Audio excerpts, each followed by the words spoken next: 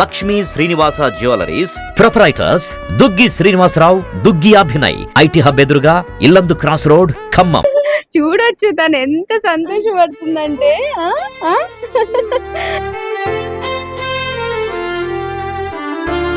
తీసుకెళ్ళిపోతా అంటున్నాను, వద్దంట, ఇవ్వదంట బాబుని. తీసుకెళ్ళిపోతా నేను, వద్దా? హాయ్, హలో, నమస్తే, welcome to Suman TV Khammam. నేను మీ విజయశ్రీ. భద్రాచలం కొత్తగూడెం జిల్లా దుమ్మగూడెం మండలం నడిపుడి గ్రామానికి చెందినటువంటి ఒక ఆదివాసీ మహిళ మతి స్థిమితం సరిగ్గా లేదు. అలాంటి మహిళను కొంతమంది కీచకులు అమ్మాయిని దారుణంగా, అంటే నిజంగా చెప్పాలంటే తనకేమీ తెలీదు. అలాంటి సిచ్యువేషన్లో అమ్మాయి ఆ కీచకుల చేతికైతే బలైపోయింది. సో ఆ కారణంగా ఏంటంటే అమ్మాయి గర్భవతి అయింది. ఆ విషయం కూడా అమ్మాయికి తెలీదు. అండ్ తల్లి లేదు, తండ్రి ఉన్నా కూడా తను ఏదో బయటికి వెళ్ళి పని చేసుకోవటం అలాంటివి చేస్తూ ఉంటాడు. సో ఆ సమయంలో అమ్మాయికి 7వ నెల 8వ నెల వచ్చేదాకా కూడా తను కడుపుతో ఉందన్న విషయం కూడా తెలీదు, ఎవరికీ తెలీదు అసలు. ఎందుకంటే తనకి మతి స్థిమితం సరిగ్గా లేదు. ఇంకా ఎవరికి కూడా అంత ఆ సిచ్యువేషన్ లేదు. ఆదివాసీలు అంటే తెలిసింది ఎలా ఉంటారు ఏంటి ఆ గ్రామాలలో అనేది. సో అలాంటి సిచ్యువేషన్లో మన కలెక్టర్ గారు ఎవరైతే ఉన్నారో తనని ఎలాగైనా అంటే సంరక్షించాలి, తనని కేరింగ్ చేయాలన్న ఉద్దేశంతో మన ఖమ్మంలో ఉన్నటువంటి అన్నా సేవా ఫౌండేషన్ వాళ్ళనైతే కాంటాక్ట్ అవ్వడం జరిగింది. సో అన్నా సేవా ఫౌండేషన్ శ్రీనివాసరావు గారు వెంటనే స్పందించి ఆ అమ్మాయిని తన సొంత బిడ్డలాగా, లేదు మేము చూసుకుంటాము, తన వైద్య ఖర్చులు కానీ, తనకి సంబంధించిన అన్ని ప్రతి ఒక్కటి, తన డెలివరీ ఖర్చులు కానీ, మెడిసిన్స్ ఖర్చులు కానీ అన్నీ మేమే చూసుకుంటాం, మేమే చేస్తామని చెప్పేసి హామీ ఇచ్చేసి తననైతే ఆ 7వ నెల 8వ నెల ఉన్నప్పుడైతే తన అన్నా సేవా ఫౌండేషన్కి అయితే తీసుకురావడం జరిగింది. సో ఆ క్రమంలో ప్రతి ఒక్క మహిళకు కూడా దక్కాల్సిన గౌరవం తనకెందుకు దక్కకూడదన్న ఒక ఉద్దేశంతో అమ్మాయికి అయితే ఇక్కడ మన సుమన్ టీవీ ఖమ్మం వారి ఆధ్వర్యంలో అయితే ఘనంగా శ్రీమంత వేడుకలు కూడా చేశారు. అది కూడా మన సుమన్ టీవీ ప్రేక్షకులు కూడా వీక్షించారు. ఎంతో మంది కూడా అది వీక్షించిన తర్వాతకి చాలా ప్రశంసలు అందించారు. నిజంగా అసలు అందరికీ కూడా చాలా ధన్యవాదాలు. ఎంతో బాగా స్పందించారు. అమ్మాయికి మేమున్నామని ధైర్యం చెప్తూ కూడా చాలా మంది స్పందించారు. సో ఇలాంటి ఒక క్రమంలో ఒక 2 రోజుల క్రితం ఆ మహాలక్ష్మి అయితే పండంటి మగబిడ్డకైతే జన్మనిచ్చిందండి. నిజంగా అసలు అంటే ఆ తల్లికి ఒక అండగా, ఒక తోడుగా ఉండి ఆ తల్లిని కాపాడుకోవడానికి నిజంగా ఆ దేవుడు తనకు ఆ బిడ్డ రూపంలో వచ్చాడని అయితే మనం చెప్పుకోవచ్చు.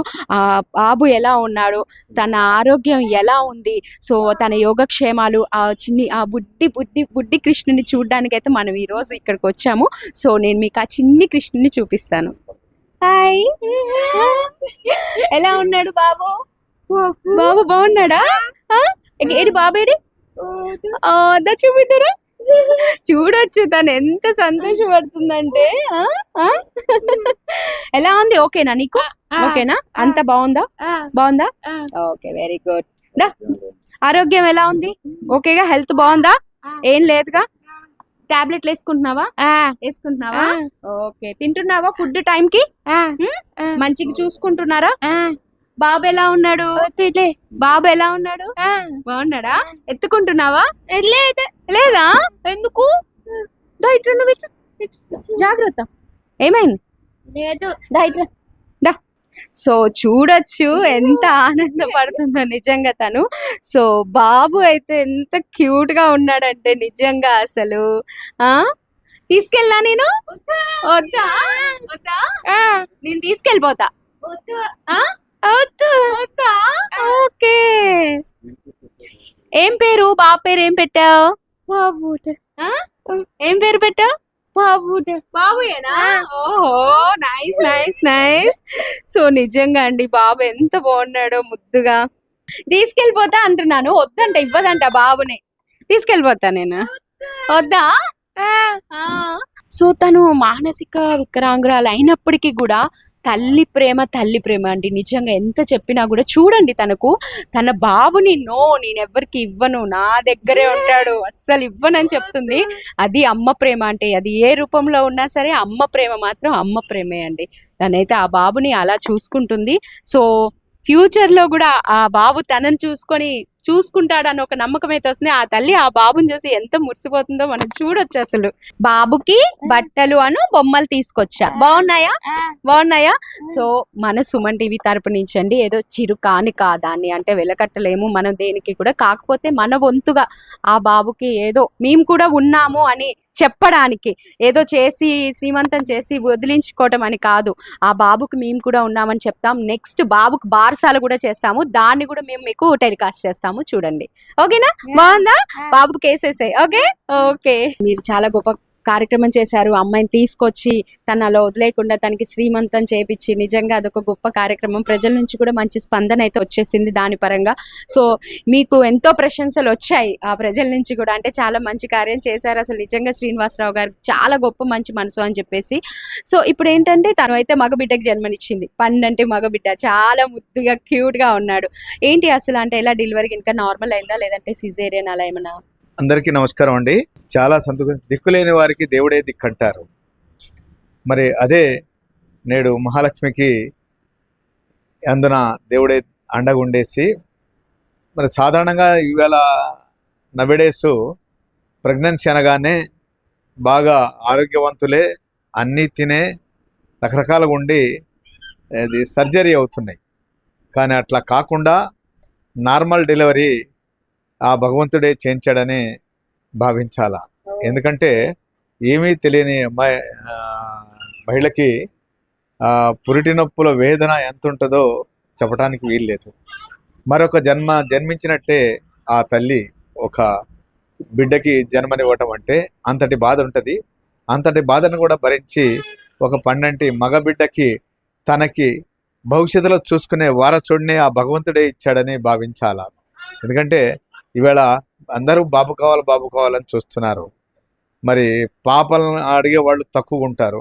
మరి అటువంటిది తను నాకు ఆ బిడ్డ కావాలా ఈ బిడ్డ కావాలని అడగకపోయినా కానీ ఆ భగవంతుడే తనకి భవిష్యత్తులో చూసుకోవడానికి ఒక పండంటి మగబిడ్డనిచ్చాడు. ఆ బిడ్డ భవిష్యత్తులో తనకు అండగుండి బాగా చదువుకొని తను ఒక మంచి కలెక్టర్ కావాలని మనస్ఫూర్తిగా కోరుకుంటున్నాం. తను మరి నెక్స్ట్ మరి వాళ్ళ ఏంటి బాబుని తల్లిని ఇక్కడే ఉంచుతారా లేదంటే ఏంటి నెక్స్ట్? ఒక తండ్రి ఉన్నాడు. ఆ తండ్రిని బిడ్డని ఆ బిడ్డని తన మనవడిని కూడా వీళ్ళ కుటుంబం అంతా ఈ యొక్క అన్నం ఫౌండేషన్లోనే ఉండి, ఇక్కడ అన్నం ఫౌండేషన్లో మహిళా సేవకులు ఉన్నారు. వీళ్ళు తన సొంత బిడ్డ డెలివరీ అయినట్టుగానే భావించి, సొంత మనవడిగానే భావించి అనేక రకాల సపర్యలు సేవలు చేస్తూ ఒక అన్నం ఫౌండేషన్ కుటుంబంగానే, తనెవరో అనాథ కాదు, తనెవరో వేరే కులం కాదు, వేరే మతం కాదు, వేరే ప్రాంతం కాదు, మరి అన్నం ఫౌండేషన్ బిడ్డగానే, అన్నం ఫౌండేషన్ మనవడగానే భావించి తన ఆకలి, ఆరోగ్యం, వసతి, తన విద్య జీవితాంతం కూడా ఈ యొక్క కుటుంబాన్ని అన్నం ఫౌండేషన్ అందరు రకరకాల అడాప్షన్స్ అంటారు. ఏ అడాప్షన్ లేకపోయినా మానవ బంధంగా దైవ కార్యంగా భావించి మరి వీళ్ళకి ఇక్కడే వసతి కల్పిస్తాం. అన్ని రకాల వైద్యం కానీ విద్య కానీ అనేక రకాల అండలు ఫౌండేషన్ నుంచే ఇస్తాము. వాళ్ళ నాన్న కూడా ఇక్కడ ఉండటానికే ఇష్టపడుతున్నాడు. మాకు అక్కడ ఎలాంటి సౌకర్యాలు లేవు. మాది ఆదివాసీ ప్రాంతం, అడవి ప్రాంతం, గిరిజన ప్రాంతం. మేము ఇక్కడనే మీ అండనే ఉండేసి మా బిడ్డకు పుట్టిన కొడుకును కూడా ఇక్కడే ఉంటాము అని చెప్పేసి అంటున్నారు. వారి మాటల్లోనే వినండి. మహాలక్ష్మి తండ్రి, ఓకే, మహాలక్ష్మి తండ్రి బాలరాజ్ గారు. ఓకే, సో మనవడు పుట్టాడు మీకు, ఇక్కడే ఉంటా అన్నారంట? ఇక్కడ ఉంటామండి. అక్కడ వెళ్ళినా కూడా ఎవరు లేరు. మేము చచ్చేదాకా ఏడే ఉండి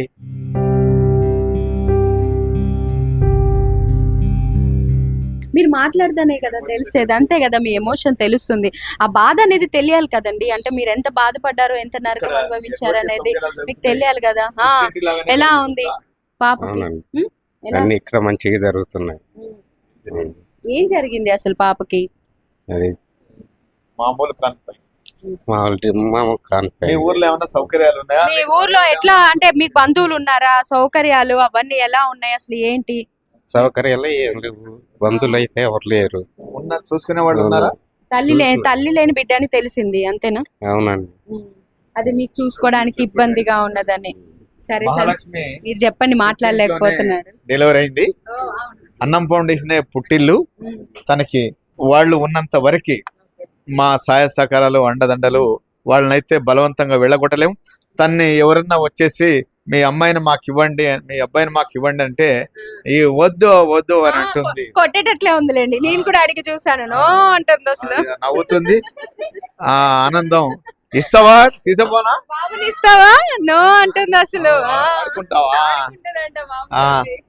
తనకి అదే ఆ కదా. రక్త బంధం అంతే. పేగు బంధానికి ఉన్న బంధాన్ని, ప్రేమని, అనుబంధాన్ని, తల్లి బంధాన్ని తన చాటు నిజం.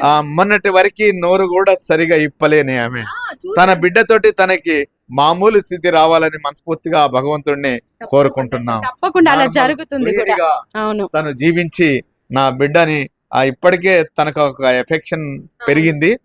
మరి అదే అంటారు, రక్తబంధం పేగుబంధం అమ్మతనం ఎలాంటిదో అది తనకి ఇప్పుడిప్పుడు వస్తుంది.